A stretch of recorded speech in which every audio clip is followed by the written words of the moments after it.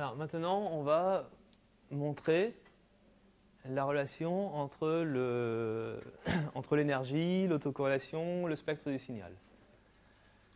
Alors d'abord, vous pouvez remarquer que si je calcule l'autocorrélation de x en 0, j'obtiens quoi? Si je remplace taux par 0, x fois x étoile, un complexe multiplié par son conjugué, ça fait quoi? Ça fait le module de x. Donc ça me fait mon infini, c'est infini, module de x de t au carré dt. Et ça, c'est quoi? C'est l'énergie. Première chose.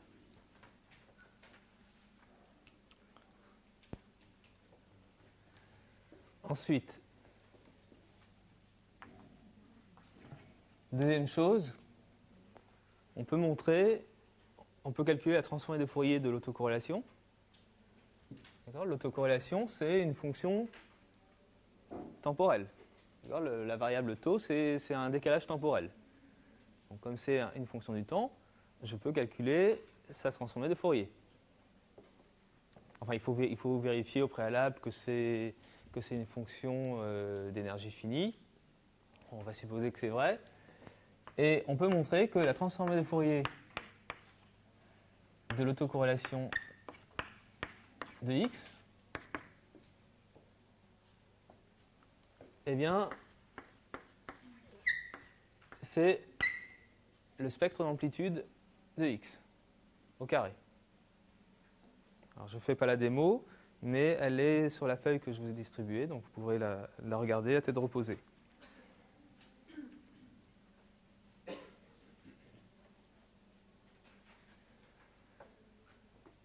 Alors, si la transformée de Fourier de l'autocorrélation, c'est égal à ça, ça veut dire que l'autocorrélation est égale à la transformée de Fourier inverse de ça.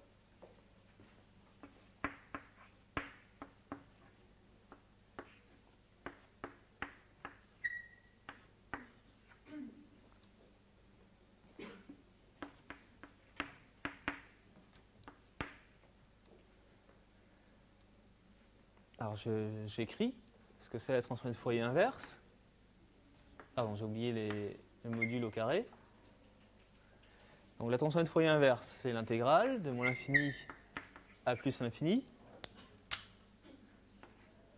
du module de x de nu au carré exponentielle plus j de pi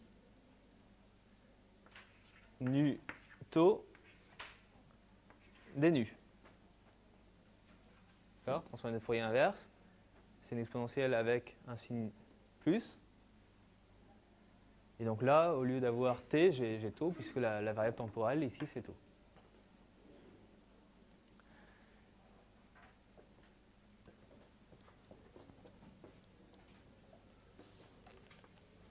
Alors maintenant, si je remplace taux par 0,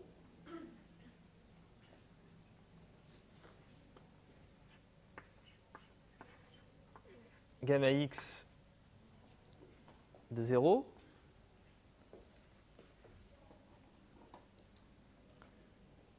donc si je remplace taux par 0, ici je vais avoir 0, donc mon exponentielle vaudra 1. Il ne restera plus que l'intégrale de moins l'infini à plus l'infini du module de x de nu au carré d nu.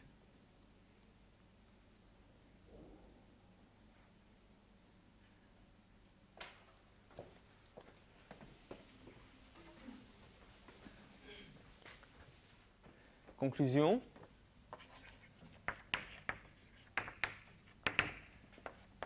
L'énergie, je peux l'exprimer de deux manières.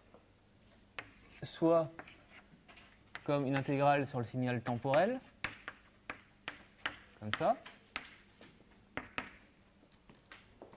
Et là, j'ai montré que, donc on a montré que l'énergie est égale à l'autocorrélation en 0, et on a montré que l'autocorrélation en 0 est égale à ça. Donc ça veut dire que l'énergie, je peux aussi l'exprimer dans le domaine fréquentiel.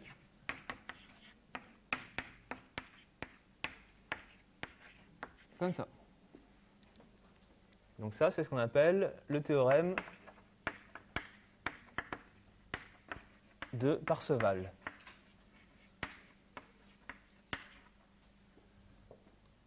Alors, donc ce théorème, il est important puisque ça veut dire que l'énergie, vous pouvez la calculer aussi bien par une intégration dans le domaine temporel, sur le signal temporel, que par une intégration dans le domaine fréquentiel.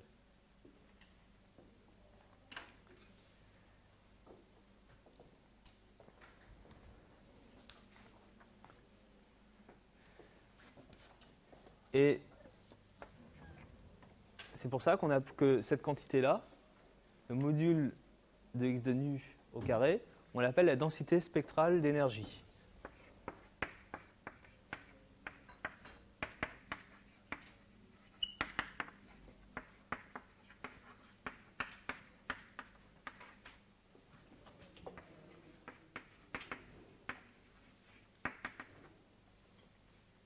Alors pourquoi densité spectrale d'énergie?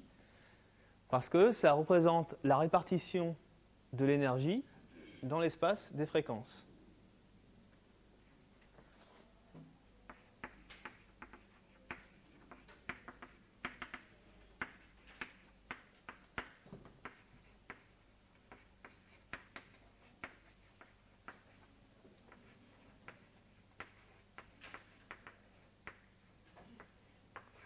De la même manière qu'une densité massique représente la répartition de la masse dans l'espace, dans un solide, bien là, la densité spectrale d'énergie représente la répartition de l'énergie dans l'espace des fréquences.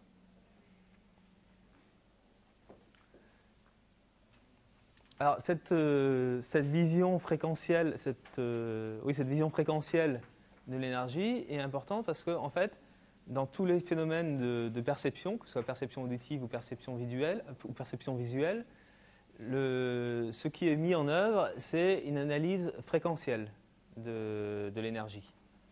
Par exemple, si je prends le cas de l'oreille,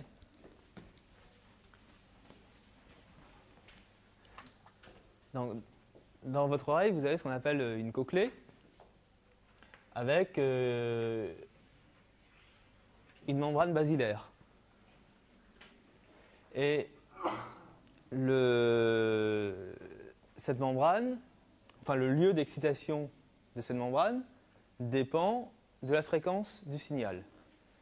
Si on émet un son à 20 Hz, bien, vous entendrez la partie qui sera excitée, ce sera le début de la membrane. Si vous entendez un son au maximum possible, c'est-à-dire à 22 kHz, eh bien, la partie excitée, ce sera cette extrémité-là de la membrane. Et la perception de l'intensité d'un son résulte de l'excitation de la membrane basilaire dans votre cochlée. Puisque après, chaque excitation est transmise au nerf auditif. Donc, vous voyez bien que la puissance, enfin l'énergie perçue d'un son, elle résulte bien d'une intégration fréquentielle, d'une intégration de l'excitation perçue sur toute la membrane, qui correspond à une intégration sur les fréquences de 20 Hz à 22 kHz. Donc l'oreille ne fait pas l'intégration pour percevoir l'intensité sonore, l'oreille ne fait pas l'intégration dans le temps, elle fait l'intégration dans l'espace des fréquences.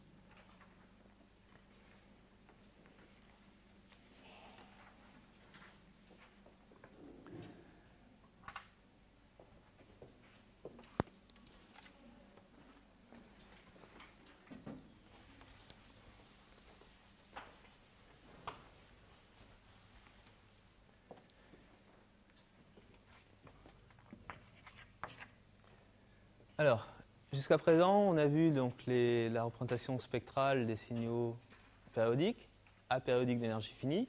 Maintenant, on va avoir un troisième type qui sont les signaux aléatoires.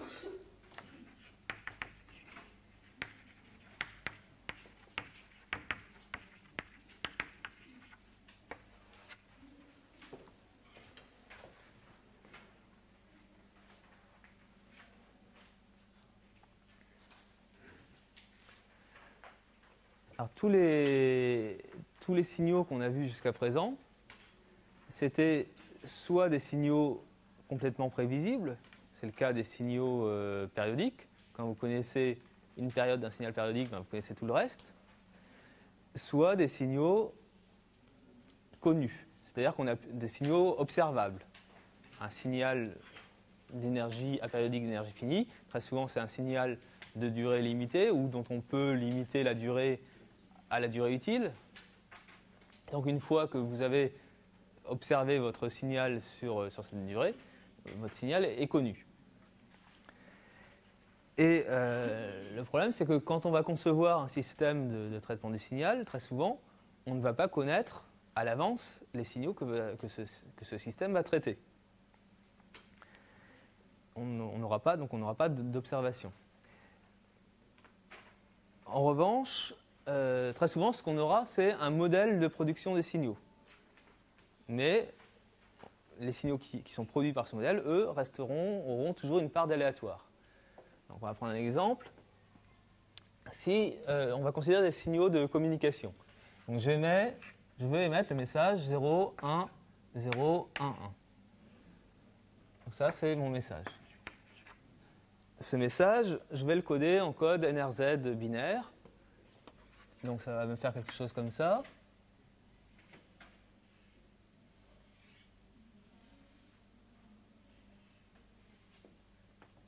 Okay. Une alternance de plus 1, moins 1.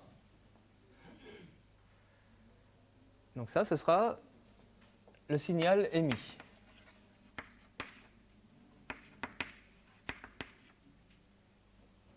Là-dedans, je connais le modèle de production du signal.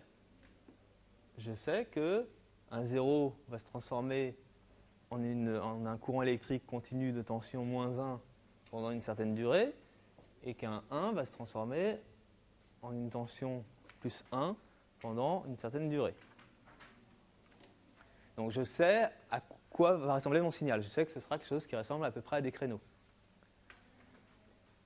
En revanche, le message émis, il est complètement aléatoire. Donc, le signal émis comporte une grande part d'aléatoire. D'accord ? Donc, le processus d'émission de ce type de signal à partir d'un message, c'est ce qu'on appelle un processus aléatoire.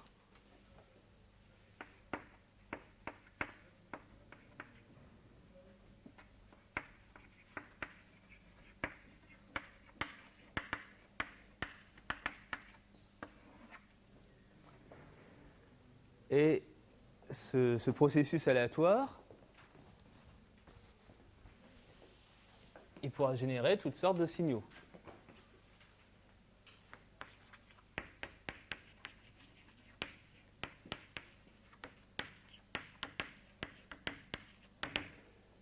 Donc je peux avoir ça, je peux avoir ça, je peux avoir ça, etc. D'accord ? Le nombre pour n bits émis, j'ai 2 puissance n possibilités. Et chacun des signaux possibles en sortie de mon émetteur, ça s'appelle une réalisation.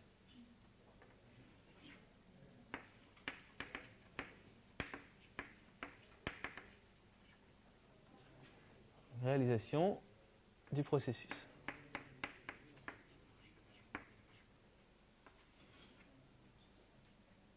Okay.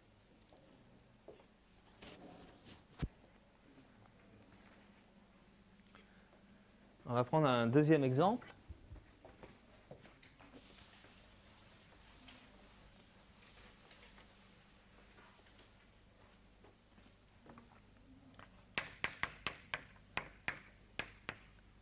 C'est la parole.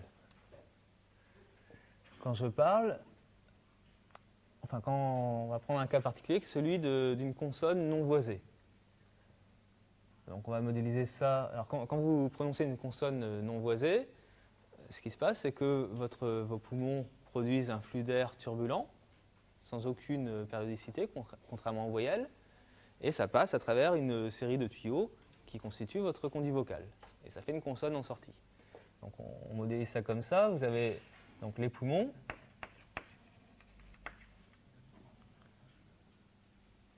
Et ensuite, on peut modéliser le conduit vocal comme une succession de tuyaux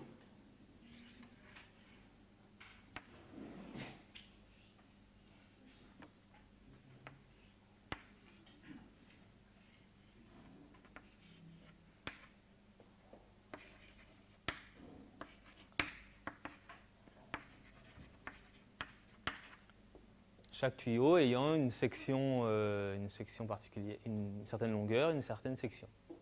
Donc là, c'est vu en coupe. Vous avez une succession de tuyaux cylindriques.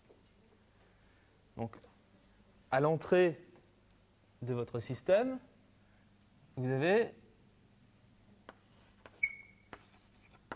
un signal W de T.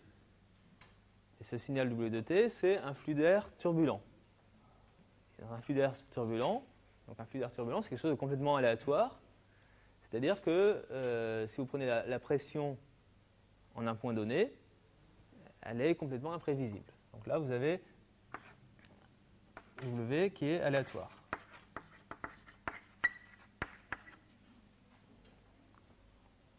Et en sortie,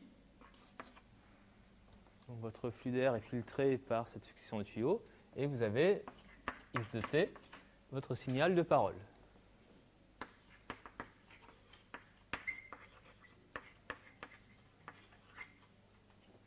OK ?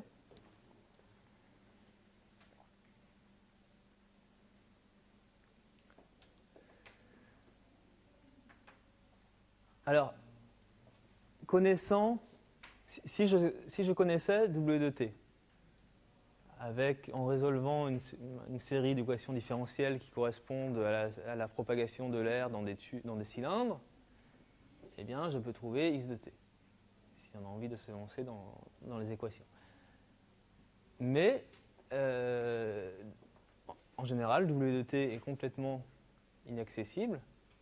Alors, pour y avoir accès, il faudrait mettre une sonde de pression au niveau à la sortie des poumons. Et donc tout ce qu'on connaît, c'est le modèle de production de X de T à partir de W de T. Ça, c'est quelque chose de déterministe. On le connaît. Ça, c'est aléatoire. Donc en sortie, vous avez un signal aléatoire. Donc là aussi, la production de paroles, c'est un processus aléatoire qui génère des signaux aléatoires. Donc en fait, quand on parle d'un signal, il y a plusieurs manières de le voir. Vous pouvez considérer le signal tel qu'il a été observé sur une durée donnée. Donc là, le signal est connu, c'est ce qu'on appelle un signal déterministe. C'est ce qu'on a vu quand par exemple, on observait la forme d'onde d'une consonne, d'un F ou d'un CHE. Et puis on avait le signal sur une certaine durée, on dit voilà, un signal de durée limitée, on peut calculer sa transformée de Fourier. Et là, on considère les signaux avant même qu'ils aient été produits. On les considère de manière abstraite en tant que résultat d'un processus aléatoire. Donc là, on n'aura pas directement accès à leur expression. Donc forcément, on ne pourra pas calculer les transformées de Fourier. Alors juste un petit mot de vocabulaire encore.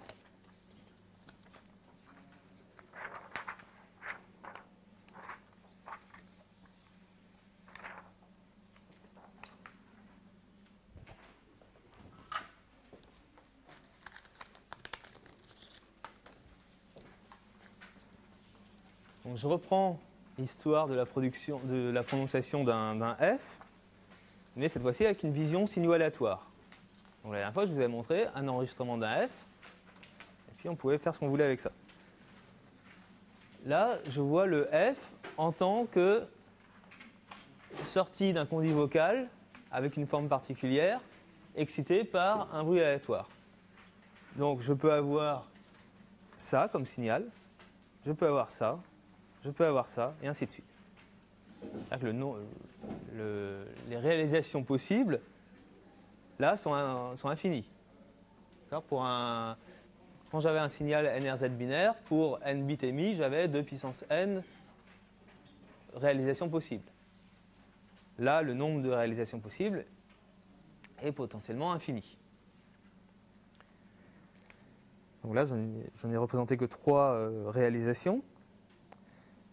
Alors si je me place à un instant t0 donné,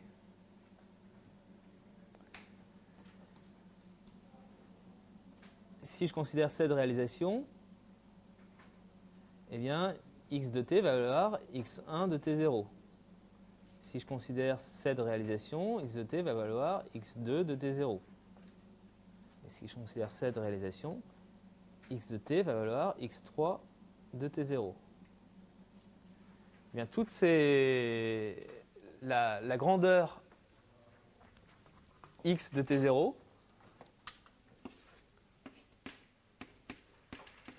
eh bien, c'est ce qu'on appelle une variable aléatoire.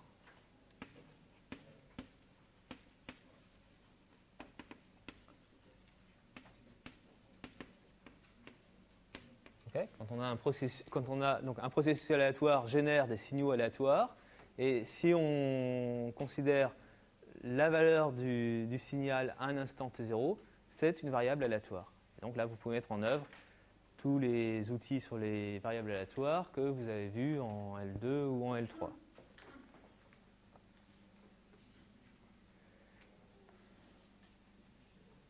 Okay. Alors, pour les signaux déterministes, signaux périodiques ou apériodiques d'énergie finie, on avait un outil pour représenter le signal dans le domaine spectral qui était la transformée de Fourier ou la série de Fourier. Le problème, c'est que cette série de Fourier ou cette transformée de Fourier, elle nécessite la connaissance du signal temporel. Donc là, on ne pourra pas calculer de transformée de Fourier. Donc, il va falloir trouver un autre mode de représentation spectrale adapté aux signaux aléatoires. Alors, on va garder ça pour la prochaine fois. Et en attendant, on va corriger ce que je vous avais donné à chercher.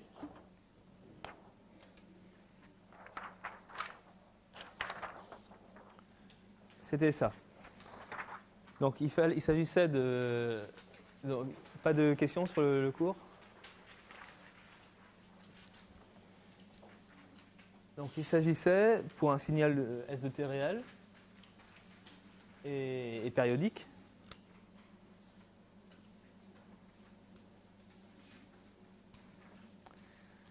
de montrer d'abord que le coefficient Cn conjugué est égal à C-n, et ensuite de montrer qu'on peut ramener la représentation sous forme de série de Fourier généralisée à une représentation sous forme de série de Fourier classique, c'est-à-dire d'une somme de sinusoïdes. Alors, la conjugaison, c'est une opération linéaire. Donc, quand vous prenez le conjugué d'une intégrale ou d'une somme, eh bien, vous avez la somme des conjugués. Donc là, on va avoir 1 sur t0, l'intégrale de moins t0 sur 2 à t0 sur 2, du conjugué de s de t, e moins j de pi n nu 0 t. Et le conjugué d'un produit, c'est le produit des conjugués. Donc s de t, il est réel, donc conjugué de s de t, c'est s de t. Et le conjugué de e moins j quelque chose, c'est e plus j quelque chose. Donc voilà ça. J'ai oublié il manque le dt. Et ça, c'est exactement l'expression de Cn, mais en remplaçant n par moins n. Donc ça nous fait C moins n.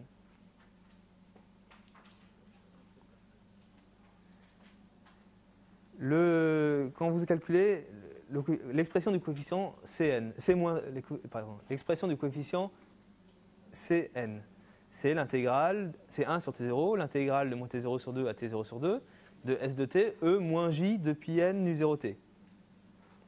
Et là, au lieu d'avoir e moins j de pi n nu 0t, on a e plus j. Donc c'est comme si, au lieu d'avoir n, j'avais moins n. Donc ça correspond au coefficient c moins n.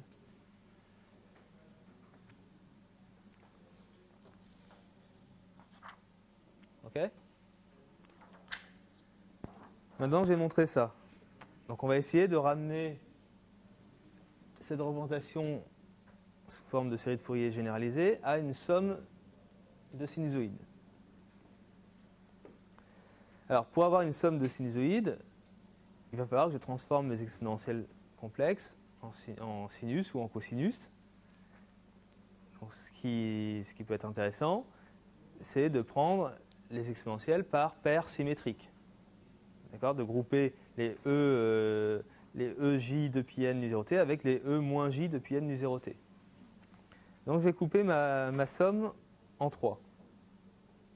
Je vais isoler le C0. Je vais faire la somme pour les n positifs strictement, et puis la somme pour les n négatifs strictement. Et ce que je veux, c'est là-dedans essayer de faire apparaître du exponentiel moins j de pi n nu 0t pour avoir le symétrique par rapport à ça. Alors, je fais un changement de variable dans ma somme de n en moins n. Donc, je vais avoir une somme sur les n positifs. Cn va être remplacé par c moins n, c'est-à-dire par Cn étoile.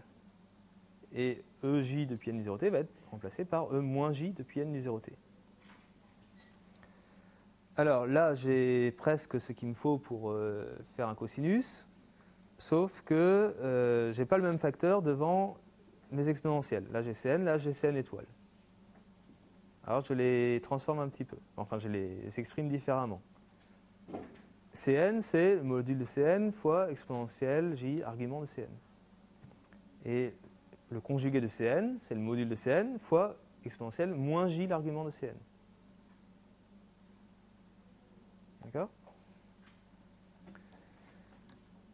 Donc finalement, j'ai un facteur commun entre là et là, Cn. Donc je vais regrouper les deux sommes. Je vais avoir la somme des Cn. Et là, le premier exponentiel, c'est EJ arc Cn plus 2πn du 0t. Et là, c'est E moins J de tout ça. Donc j'ai un EJ alpha plus E moins J alpha. Ça me fait un cosinus.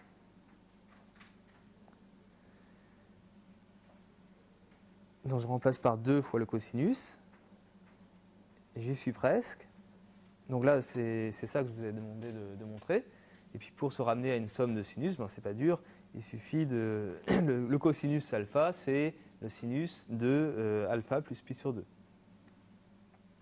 Et donc voilà, j'ai une somme de sinusoïdes. Et je fais apparaître ici S0, Sn et phi n. D'accord ?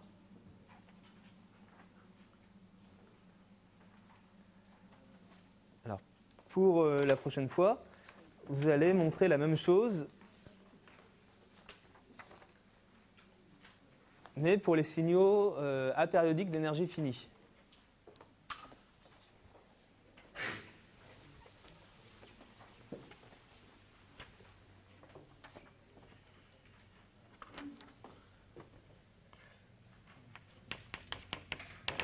Donc vous allez considérer S de t réel, apériodique, d'énergie finie. Et vous allez montrer que, premièrement, S de moins nu est égal à S étoile de nu. Donc, même chose que précédemment, sauf que là, on considère un spectre continu et non plus un spectre de ray. Et deuxièmement, que S de t, vous pouvez l'exprimer comme une intégrale sur un cosinus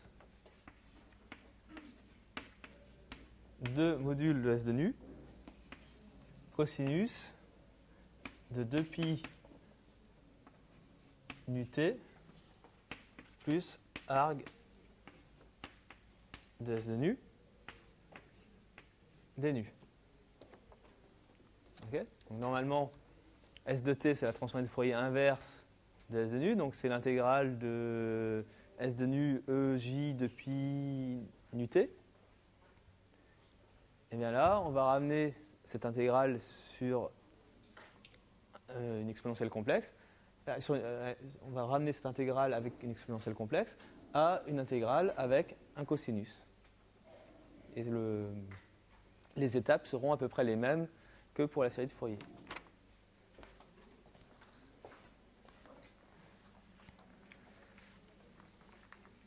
Voilà, on va pouvoir s'arrêter là. N'oubliez pas de prendre un poli en sortant.